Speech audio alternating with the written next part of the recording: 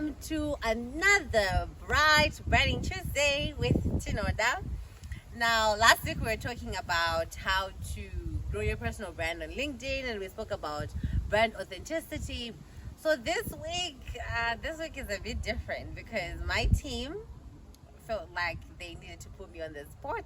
So they want to ask me in front of you guys how I've been living up to my own personal brand. So I don't even know if they prepared the questions in their own privacy, and I'm going to be hearing these questions for the first time, but I hope that all of we're going to talk about is also going to benefit someone who might have those same questions. So without further ado, guys, let's get into it.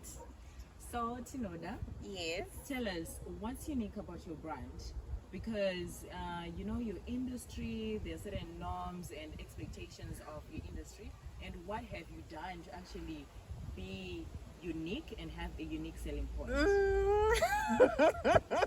Guys, okay, okay, I would say what's unique about brand Tinoda is my experience, my background experience in sales, in my educational qualifications in marketing, and then my natural talents of public speaking. So I fuse all of that into my final product. So you see, when you come to me with your event, it's not just about me being able to speak in front of people. It's also about me helping you with your program and seeing the best way it can captivate your audience and the right way to put your message across. Ultimately, events are about selling something. If you're going to sell your brand, and as a salesperson, I also have those qualities and experiences. So I'm able to fuse in my experience or my qualifications, my educational qualifications, my talents into one, so that I come up with a product that's able to deliver to your full expectations. So that's what's unique about me and my brand. The second question is about monetizing your brand. You taught us about monetizing your brand. So far in your journey, is your value merging how you are getting paid?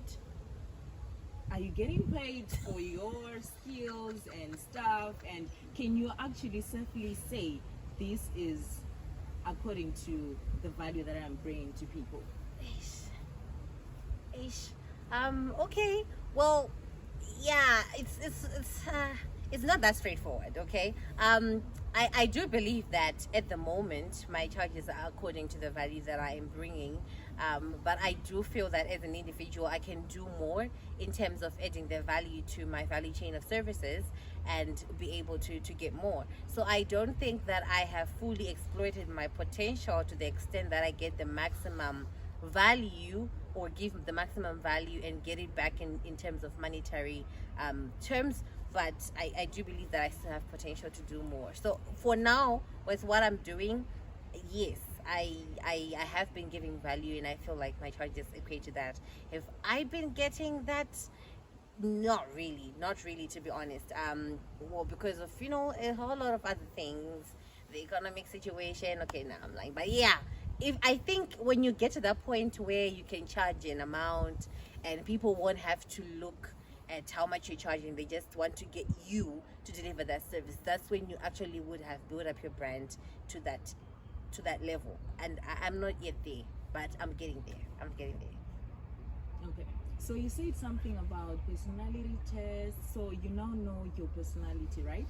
Yes. So what have you done in like building your brand when your personality did not really merge the personality that is required for a certain job?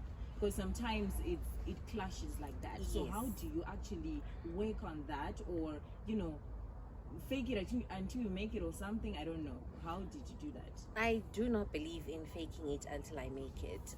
The one thing that according to my personality, I'm someone who's very outspoken, but I realized that when it comes to being a master of ceremony or a host, I don't have the viva, the jive of actually, hosting events such as, weddings. So I have decided to focus on my niche, which are corporate events. So that's how I've plugged my personality into my job. I have realized my strengths and my weaknesses And I don't believe in faking it until you make it. I believe in building on your potential until you make it. So the events that I have seen that I can't do, I have just for now decided not to do them. But I refer to people that I know can be up to the task. That those are the people that I refer. So it's quite an interesting industry, because when you feel like I might shortchange the customer, there's always someone who can do a better job. And if you can coexist and refer each other, then you're good to go. Hi, Tinoda. Hi. So happy with the journey that you've taken us so far. One of the burning questions definitely is about target market and personal brand. All right. So the question today is, how do you define your target market, and how do you establish yourself and penetrate in this market at the same time, and not losing your personality within the same route? This was your question, no?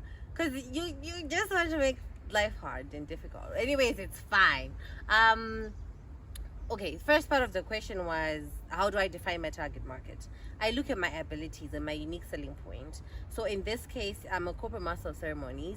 I look at, in that space, there's a whole lot. There are versatile MCs, but not so many of them that can do from funerals to weddings to corporate events to personal events to bridal showers, baby showers, So I look at my abilities. What am I able to do? And one of the things that I've realized is, because of my professional experience, I'm able to relate more to the corporate sphere. Not that it limits me to just the corporate industry, but that's where my strength is. So it's so easy to give value in areas where your strength is realized. And that is how I define my target market. So my main focus is corporates, but I'm not necessarily limited to that. Sometimes my personality comes into play at the bridal showers. I've hosted a couple of those for close friends and family, whilst I'm still trying to establish my ground. And my personality really speaks more into the type of person I am and the events that I'm able to do. So it's always easier for me to blend in or to execute a task effortlessly when my personality is into it. So I've found it very difficult to do events that are not in tandem with my personality. So that's how I merge those two, my personality and my target audience. Oops. And finally, how's been the journey so far for you? Definitely when you start something that you have so much passion about, you get to a point where you have certain knowledge about it. But as you go about it, you start to unearth more things that you or yourself were not quite sure about. Right. You get to learn them and you get to put them in action. What has been those things for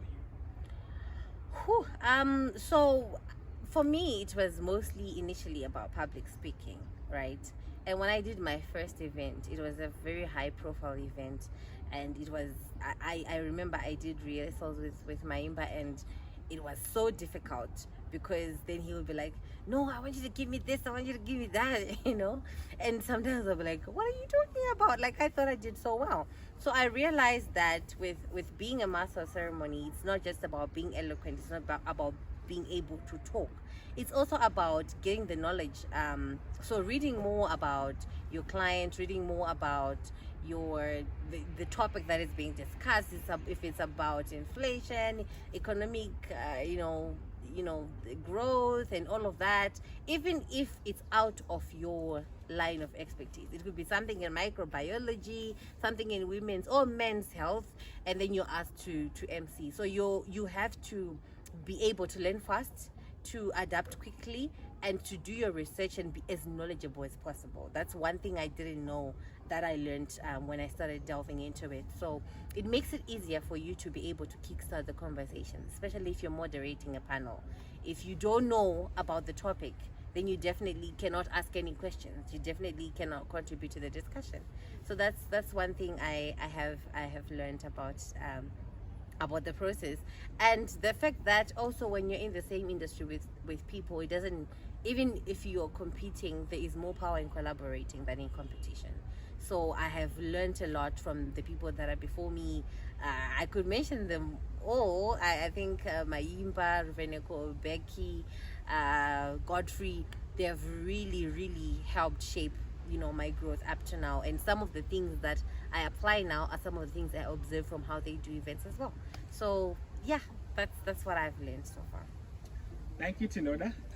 That's all from us behind the scenes. I don't know if we're allowed to say this, but thank you for being with us on another exciting Branding Tuesdays with Tinoda. Yay! They are done. Oh, thank heavens. I thought there were going to be more challenging questions. Bye. Thank you guys. Oh, thank you guys so much. Now I was just thinking about these questions these guys were asking me. But thank you so much. I hope some of the things that I've answered also help you in your journey of establishing your personal brand. We still continue. We're not yet there. I'm not yet there. I'm still moving, and I hope you're also still moving and we can move together. Don't forget about the upcoming personal branding networking session with Tinoda. It's going to be exciting. If you haven't registered, click down the link below, send in your information. See you next week.